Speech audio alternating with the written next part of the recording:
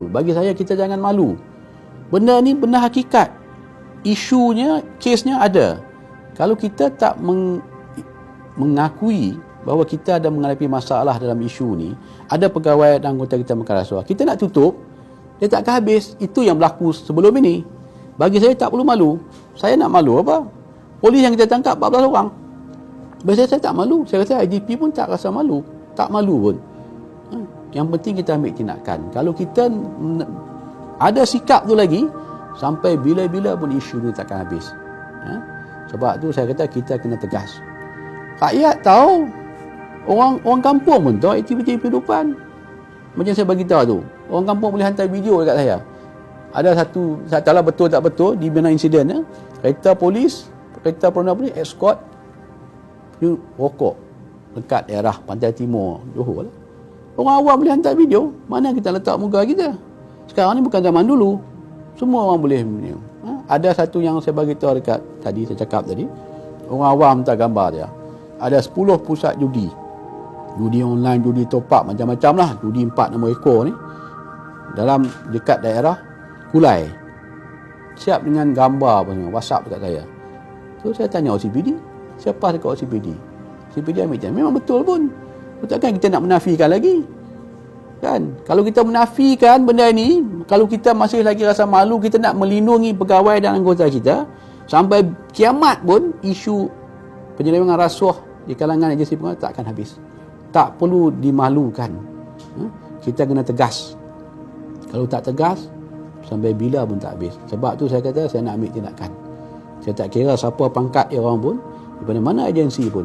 Polis ke, saya punya OCPD ke, saya punya ketua jabatan ke, saya punya timbalan KP ke, ataupun saya sendiri, silakan siasat. Tak ada masalah. Kalau salah, ambil tindakan. Kalau kita masih lagi nak sembunyi, nak tutup, kan, malu, segan, mencemarkan imej, rakyat semua tahu sekarang. Kan? Isu penyelewengan dekat pintu-pintu masuk kita bukan benda baru. 3-4 tahun lepas pun SB ada tangkap dekat KLIA, berapa puluh orang dah tangkap. Kita nak nafikan apa lagi? Macam polis lah yang kata, yang saya tangkap dadah ni, sarjan bersekongkol dengan pengedar dadah. Bukan benda yang baru, benda lama.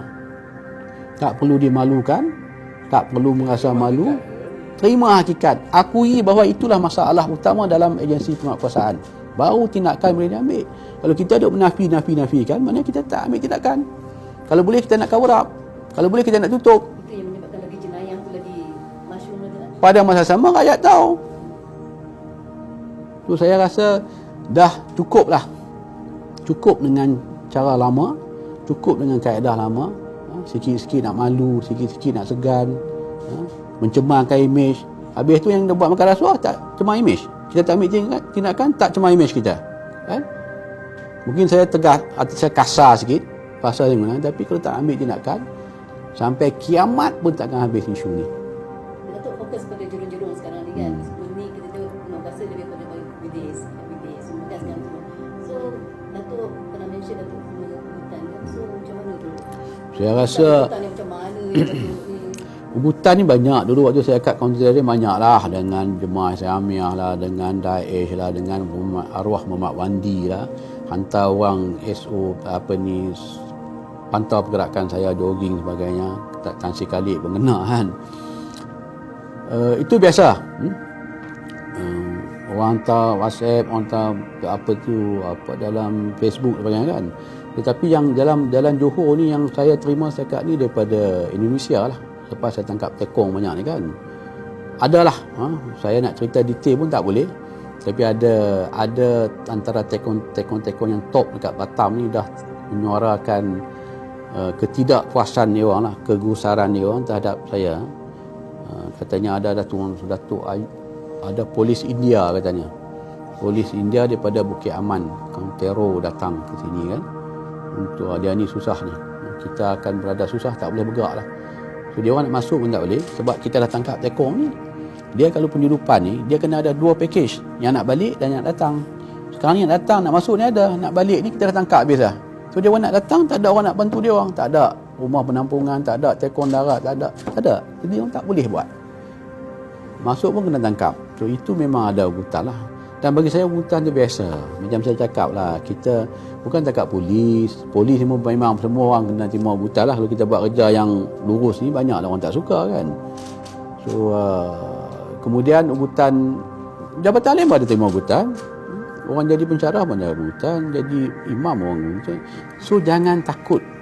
Saya pegang prinsip ialah kita ni orang Islam. Mati tu akan sampai. Bila kita tak tahu. Ya? Datuk dulu AA.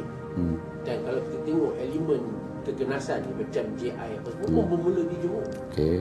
Dan sekarang Datuk di Johor. Bagaimana progres ataupun isu dalam si konteks keganasan di Johor ni? Datuk tahu semuanya bermula di Johor dan sekarang Datuk di Johor. Bagaimana Datuk? Yang pertama, saya tidak ada authority nak cakap pasal county redom lagi. Saya dah keluar. Okay. Memang saya akui Johor ni kalau Ulu Tiram lah. Dia punya pusat UTM. Tadi pun saya dah jumpa dengan pakar psikologi dari UTM tadi. So Johor ni dia punya pusat sebagainya. Dan saya, waktu saya kat I8 pun, ialah saya baru 4 bulan ini, memang kita terus memantau aktiviti-aktiviti bekas-bekas jemaah Islamiyah. Macam saya katakan tadi, walaupun saya sebagai KP, saya masih lagi berjumpa dengan bekas tahanan di mana semua. Ingat bulan lepas kot, saya pergi ke Ulu Tiram, ada satu kes lah. Tu saya singgah di Ulu Tiram lah. Kampung Ulu Tiram tu yang mana orang-orang JI masih pada itu. Saya pergi ziarah dia orang. Salah seorang saya ziarah tu, nama dia Abu Matin. Saya panggil Pak Abu lah. So apabila saya masuk dengan tim dia, banyak lah. So pergi ke rumah Pak Abu, kita sampai rumah dia pintu pagar tertutup. So kita panggil-panggil dia tak keluar.